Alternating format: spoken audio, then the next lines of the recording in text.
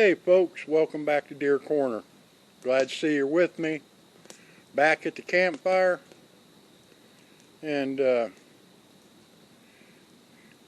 another good weekend up here. First week we never had any rain. I can't remember a year ago. We have rain, seems like every other day. But this is the first whole week we never had any rain in a long time. But sitting back, relaxing. Got another campfire going. And been a busy day, very busy. Oh, cutting firewood for the winter. I can remember 3 days, 4 days, I'd cut enough firewood to get through all winter. But now, 3-4 weeks, I may get enough cut. But it's quiet, real quiet up here. Peaceful. Fire rings popping. And I've brought it up before about things that are unexplained and things that happen. But a little history here. And it may have a little bit to do with it, why things are unexplained. But in the 1520s, the Spaniards came to South Carolina and landed. And they came across some native people that were here, Indians, natives. And in their belongings that they had with them, they had some gold nuggets or some kind of gold necklace or something. And the Spaniards noticed it. But to the Indian or the native, it was just something shiny. They didn't know gold was gold but the Spaniards wanted to know where they got it. And as the myth goes, the Indians were talking about a area up in here, in this area here, that they found it, and the Spaniards kind of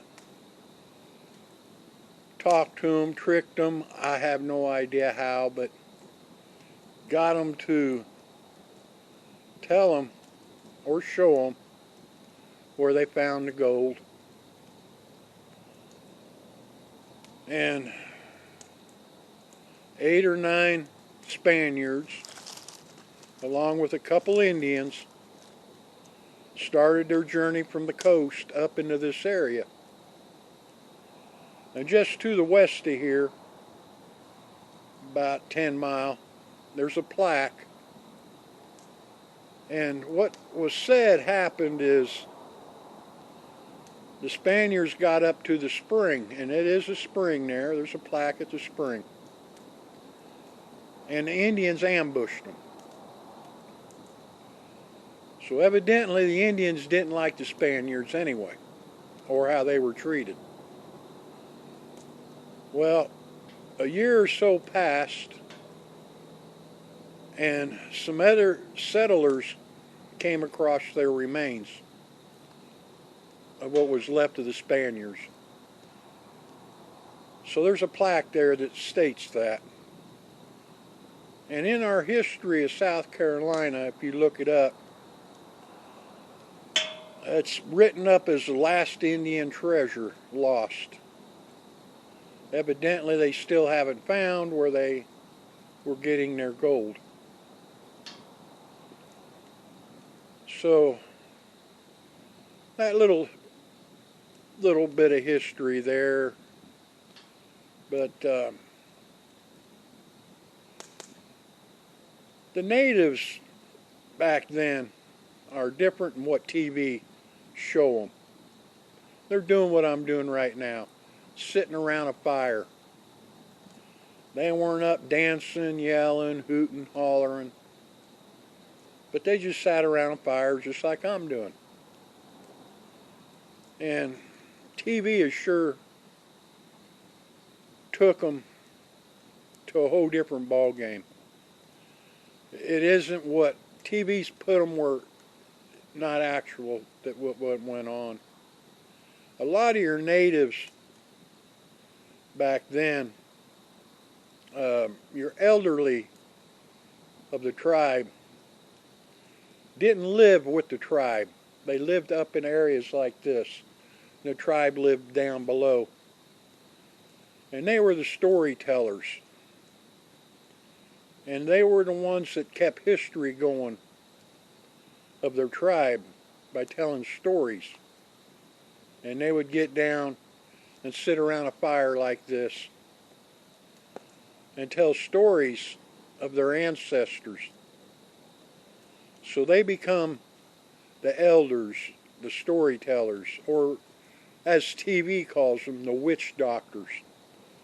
But they didn't run around running rattles and fancy dressing and all the piercing and all that. TV put that all in there. That's not actually true. They were the storytellers. And sometimes I wonder if they still aren't around here, their spirit. It's really hard to say. And why I bring that up, talking about weird things that happen that are unexplained. And this is true, and I'm going to look it up. I have it on game cameras. And that is, I have pictures of trees that are there and then they're not there. 6, 8-inch trees that the camera has taken a picture and they're there. And then a raccoon come by and tripped the camera again of the same spot, the same location, and that tree isn't there. I have no explanation how a whole tree can disappear. In fact, that tree was never there. But on a photo on the same game camera, not moved, that tree appeared. Things like that are unexplained up here to me, and I don't really think about it a whole lot. But yeah, I'm going to dig them photos up, put them on this video here. But of a tree appearing and a tree not appearing. And that is one of the things that I have no answer for up here. And there's just things that happen up here I'd have no answer. Like I said before, I don't dwell over it. But I'll bring them, I'll look that photos up and put them on. But I have, in the past, several things that have happened up here that I'll bring around the campfire that I have no answer for. But I enjoy campfire, and I enjoy the stories I hear around campfires.